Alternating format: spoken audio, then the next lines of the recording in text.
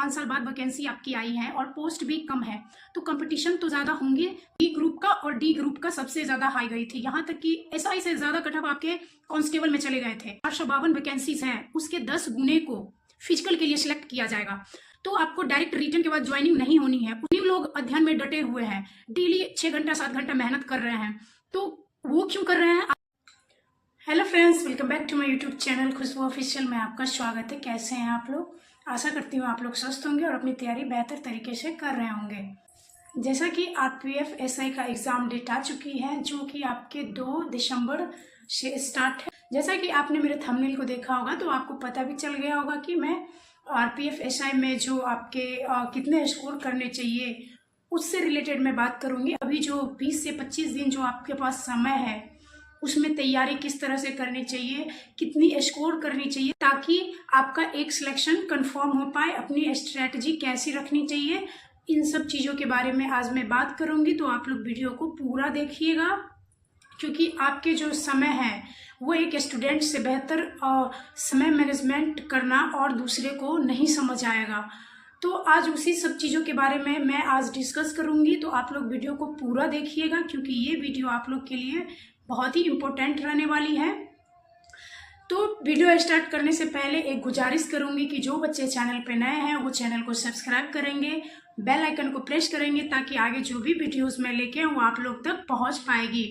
और सारे बच्चे वीडियोस को लाइक करेंगे और कमेंट करेंगे और ज़्यादा से ज़्यादा इस वीडियो को शेयर करेंगे अपने साथियों के पास। तो आज मैं सबसे पहले आपका जो स्कोर क्या रहने वाली होनी चाहिए उससे रिलेटेड बात करने से पहले आरपीएफ एसआई की जो एग्जाम्स 2 दिसंबर से स्टार्ट है, जो कि 12 दिसंबर तक चलने वाली है, तो उसमें आपकी जो एग्जाम्स में आपके स्कोर क्या होनी चाहिए इसका जिक्र करने से पहले मैं आपको पिछले ईयर यानी कि 2018 में जो आपके कट ऑफ थे उसके बारे में कुछ जिक्र कर लेती हूँ। तो आप लोग ध्यान से इस वीडियो को देखेंगे। जैसा कि आप अगर पिछले कट ऑफ को देखेंगे, क्योंकि पहले जो आपके एग्जाम्स हैं वो ग्रुप वाइज लिए जाते थे, अब जो है सो अभी जो एग्जाम्स आपके होंगे और उसके जो मेरिट बनेंगे तो उसमें आपको है ऑल इंडिया कट ऑफ बनेंगे। तो पहले वाले कट ऑफ उसमें जो वैकेंसीज थी इससे ज़्यादा वैकेंसीज थी। 2018 वाले में जो भी वैकेंसीज आई थी इसके दोगुने वैकेंसी थी। इस बार आपके टोटल जो है 4660 पोस्ट है, उसमें कांस्टेबल के और एसआई के। तो एसआई का जो आपके पोस्ट है वो कुल मिला के 452 पोस्ट ही है। वहीं अगर आप पिछला बार देखेंगे यानी कि 2018 में अगर आप देखते हैं तो उस टाइम आपके 1100 के आसपास पोस्ट थे। तो जायज है कि 4 साल बाद 5 साल बाद वैकेंसी आपकी आई है और पोस्ट भी कम है, तो कंपटीशन तो ज़्यादा होंगे, जायज है। आप यहाँ पे बात उठती है कि कंपटीशन जो होंगी वो किस बेसिस पे होंगे। तो मैं पहले आपको कट ऑफ बता देती हूँ। जैसा कि अभी पिछला बार अगर आप कट ऑफ देखेंगे, सब इंस्पेक्टर का कट ऑफ सबसे ज़्यादा जो हाई गई थी वो बी ग्रुप का और डी ग्रुप का सबसे ज़्यादा हाई गई थी। यहाँ तक कि एसआई से ज़्यादा कट ऑफ आपके कांस्टेबल में चले गए थे। कांस्टेबल में ग्रुप डी की सबसे हाईएस्ट कट ऑफ चली गई थी, 117 के अप्रोक्स में थी। तो आप यहाँ देखेंगे कि कट ऑफ जो है 120 क्वेश्चंस पूछे जाते हैं और उसमें से भी 117 कट ऑफ गए थे। मैंने बात करी कि एसआई में सबसे ज़्यादा कट ऑफ बी और डी की थी।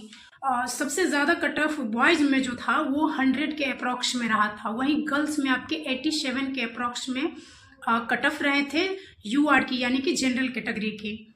वहीं अगर आप ओबीसी की बात करेंगे तो ओबीसी में आपके 97 के आसपास कट ऑफ गए थे।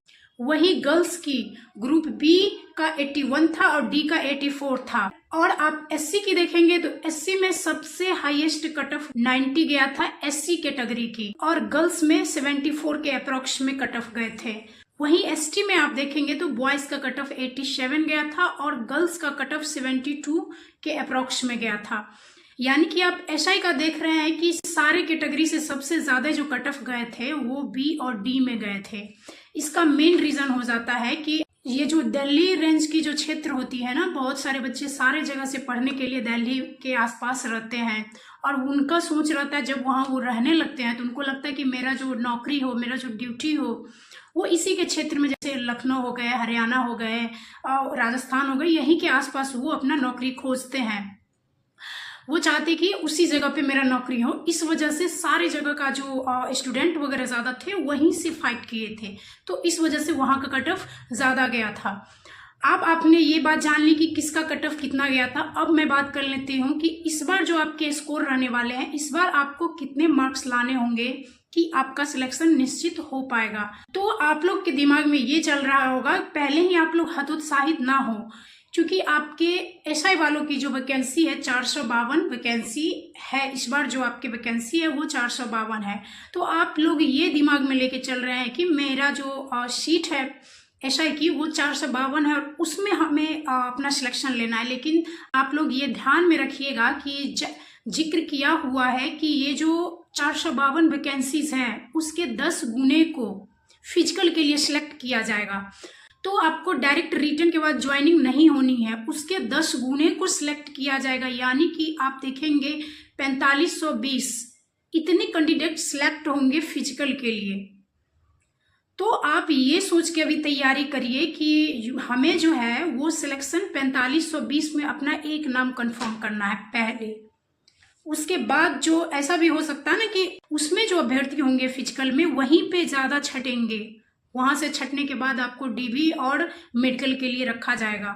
तो वहां पे आपको ज़्यादा टेंशन लेने हैं कि मेरा फिजिकल किसी भी हाल में निकलना चाहिए। बट यहाँ पे आपको अभी ये सोचना है कि 4520 जो है उसमें मैं अपना स्थान बना पाऊँ, फिजिकल में मेरा नाम आना चाहिए। तो आपको ये सोच के करने हैं तैयारी। अब आप देखेंगे कि अभी तो आपके पास समय नहीं ज़्यादा बचा हुआ है। तो बहुत बच्चे का कमेंट्स मैंने पढ़े बराबर इधर में 10-15 दिन से, या फिर जनरली मैं यही सवाल देखती हूँ कि क्या मैं अभी से तैयारी स्टार्ट करूँ तो मेरा सिलेक्शन होगा, या फिर ये भी रहता है कि मैंने अभी तक तैयारी नहीं करी है, या फिर सिर्फ क्वेश्चंस बना लेने से यानी कि प्रीवियस ईयर क्वेश्चंस बना लेने मात्र से मेरा सिलेक्शन हो जाएगा। तो उन सभी भाई बहन को मैं बोलना चाहूँगी कि आप सोचिए, जो बच्चे पहले से तैयारी कर रहे हैं, 4 साल बाद आपकी वैकेंसीज आई हुई है और कंटिन्यू लोग अध्ययन में डटे हुए हैं, डेली 6 घंटा 7 घंटा मेहनत कर रहे हैं, तो वो क्यों कर रहे हैं? आप जब चाह रहे हैं कि अभी से आप स्टार्ट करेंगे तो आपका सिलेक्शन हो, तो वो फिर क्यों कर रहे हैं? मैं ये भी नहीं कह रही हूँ कि आप 8 घंटा 10 घंटा मेहनत करिए, बट अभी जो बच्चे पहले से तैयारी कर रहे हैं उन्हीं का सिलेक्शन होगा। जो अभी चाह रहे हैं कि मैं 20 दिन 25 दिन में अपना सिलेक्शन ले लूं, तो ये नामुमकिन है। जो कांस्टेबल वाले हैं वो अभी ट्राई करेंगे तो नामुमकिन भी मुमकिन हो जाता है। कांस्टेबल वालों के लिए भी अभी ज्यादा समय नहीं है। तो मैं यही कहूंगी कि जो बच्चे तैयारी में डटे हुए हैं, जिनका सिलेबस खत्म है, और अगर वो अभी प्रैक्टिस कर रहे हैं, ओनली प्रैक्टिस, अभी जैसा कि अभी आप एक देखेंगे कि रेलवे के वेबसाइट पे भी एक मॉक टेस्ट जारी किया गया है, किस तरह से आपके क्वेश्चंस आएंगे एग्जाम्स में, क्या तरीका होते हैं पूछने के। तो ये आप जाके, और मैंने टेलीग्राम चैनल पे भी लिंक उसका डाला हुआ है, तो आप उस पे जाके मॉक टेस्ट दे सकते हैं। और कुछ बच्चे ये भी कमेंट्स करें कि आप उसको डाउनलोड करके ग्रुप में डाल दीजिए। तो भाई मेरे वो लाइव टेस्ट होते हैं तो वो डाउनलोड नहीं हो सकते हैं।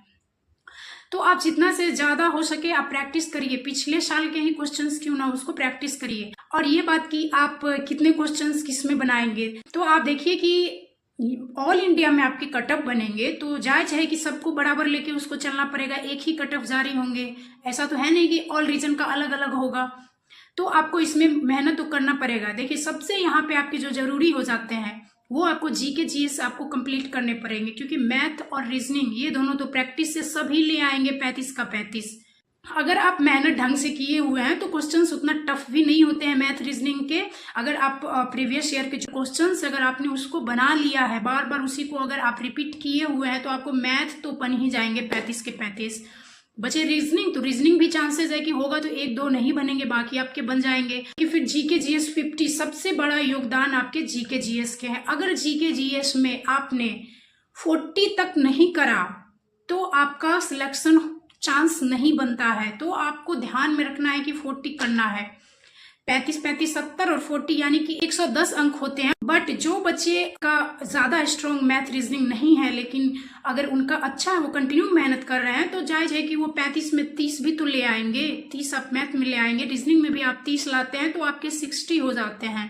फिर उसके बाद आप जीके में तो आपको कम से कम आपको 30 तो लाने ही होंगे, 30 प्लस ही आपको मार्क्स लाने होंगे जीके में, तब जाके आपका मार्क्स बनेगा। तो आप टोटली देखेंगे कि 30 30 30 यानी कि 90 अंक अगर आप सही सही बनाते हैं। और इसका जायज है कि अलग अलग शिफ्ट में एग्जाम्स होंगे तो इसका नॉर्मलाइजेशन भी संभव है, तो नॉर्मलाइजेशन होके आपका 100 के आसपास मार्क्स आएंगे और कंफर्म है कि 100 के प्लस ही कट ऑफ जाएंगे। इसका कट ऑफ 100 के अप्रॉक्स में ही जाएगा, तो आप लोग ये ध्यान में रख के तैयारी करें। और अभी आपको ज्यादा फोकस करने हैं आपके जीके जीएस में, करंट अफेयर पे। मैथ रीजनिंग डेली आप 1 घंटा दे के प्रैक्टिस करिए, बट जीके जीएस को भी ना छोड़िए। करंट अफेयर आपको जनवरी से लेकर नवंबर तक आप देखिए, बाकी पिछला एक बार रिवीजन कर लीजिए 23 वाला, तो इससे आपका ज्यादा कवर होगा। क्योंकि मैंने भी मॉक टेस्ट जब दी है तो उसमें देखे हैं कि आपका जो करंट अफेयर से ज्यादा क्वेश्चंस पूछे गए हैं। तो करंट अफेयर तो आपको देखने, साथ में अगर आप स्टैटिक जीके कवर करते हैं तो इससे आपको 30 क्वेश्चंस तो जायज है कि बन जाएंगे, करंट अफेयर, स्टैटिक, अब प्लस में आपको लुसेंट देखने हैं, इससे ज्यादा नहीं जाएंगे। अब बार बार मैं कह रही हूँ कि प्रीवियस ईयर क्वेश्चंस आप एक बार लगा लिए, 2 बार, 3 बार, 4 बार, जितना बार आपके पास समय है आप उतना बार उसी को रिवाइज करिए। जीके जीएस पढ़िए, लेकिन मैथ रीजनिंग के लिए आप ओनली प्रैक्टिस करिए। उसके लिए आप किरण पब्लिकेशन का बुक में इसके बारे में भी जिक्र करा है, पिनाकल का हो गया, बहुत सारे जो भी आपको उपलब्ध हो आप उसका बुक पढ़िए। बट जो किरण पब्लिकेशन है अच्छा बुक है, और जीके जीएस के लिए खान सर का भी बुक बेस्ट बुक है। तो अभी से आप बस रिवीजन ही करिए। अभी अगर आप सिलेबस खत्म करने पे बैठे हैं तो ये आपके लिए बहुत मूर्खता की बात होगी। और इसमें सबसे ज्यादा जो भूमिका निभाने वाली है वो आपके टाइम हो जाते हैं। टाइम मैनेजमेंट सबसे ज्यादा जरूरी है आपके लिए। अगर आप टाइम मैनेजमेंट नहीं कर पाते हैं तो आपको काहे नहीं आपको क्वेश्चंस आता रहे। और ये भी एक ध्यान में रखना है कि आप मैथ रीजनिंग में ज्यादा लंबा प्रोसेस ना अपनाएं। और अगर लंबा प्रोसेस अपनाते भी है तो इसलिए तो कर रही हूँ कि टाइम मैनेजमेंट जरूरी है, वो आपके प्रैक्टिस से ही आएंगे। जितना फास्ट आपका कैलकुलेशन होगा उतना कम समय में आपके क्वेश्चंस सॉल्व होंगे। तो ये बात आपको ध्यान रखने हैं कि मुझे टाइम मैनेजमेंट करना है, जिसके लिए अब आप ऑनलाइन प्रैक्टिस स्टार्ट कर दें। फोन में दें, किसी कैफे में जाके आप दें, लैपटॉप से दें, किसी भी चीज से आप दें, बट ऑनलाइन आप टेस्ट जरूर दें, क्योंकि अब आपके पास समय ज्यादा नहीं है। तो आशा करती हूँ कि मेरा ये बात आप लोग को अच्छी तरह से समझ में आई होगी। तो आप लोग दिन रात एक करके, ये नहीं कि आप दिन रात एक करने का मतलब नहीं है कि आप 24 घंटे पढ़ने पे ही फोकस करें, अपना माइंड भी शांत रखना है। बट पढ़ाई पे बीच में थोड़ा देर गैप कर करके आपको पढ़ने हैं, बैठ के इधर उधर की बातों, फालतू बातों पे ध्यान नहीं देने हैं। तो आप लोग अच्छे से तैयारी करिए। भगवान से दुआ है कि आप लोग अपना एक सिलेक्शन ले लें। धन्यवाद।